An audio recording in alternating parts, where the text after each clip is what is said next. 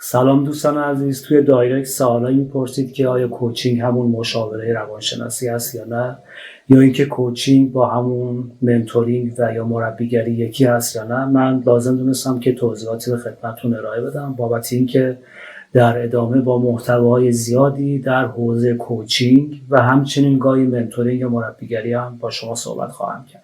البته در واقع این گونه است که در کنار هم قرار دادن اینها گاهی اوقات شاید خیلی درست و صحیح نباشه. مشاور روانشناس بسته به نوع متدهایی که داره شما رو میبره از کودکی میاره به حال و در متدها و روش‌های مختلفی در واقع شما رو تراپی میکنه. یعنی مدل‌های مختلف روانشناسی وجود داره، رویکردهای مختلفی وجود داره که الان مد نظر ما نیستن، ولی طبق این متدها ممکنه یک روانشناس، یک مشاور شما رو به گذشته ببره. در کودکی ممکنه بیاره به زمان حال، برون‌ریزی داشته باشید و این مشاور بتونه بر اساس آن چیزهایی که شما گفتید به شما راه و روشی رو مستقیم یا غیر مستقیم بسته به نوع تکنیکش به شما ارائه بده. کلاً تعریف روانشناسی این گونه است که مطالعه رفتار آدم.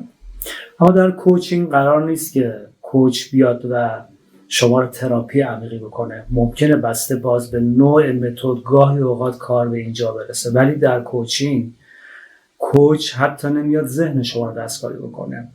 با شنیدن فعال و دیدن عمیق شما و پایش و کنکاش در ذهن و روان شما از طریق خود شما و به زبان خود شما نگاه شما رو متمرکز میکنه روی آن چیزی که هستید و آن چیزی که باید باشید.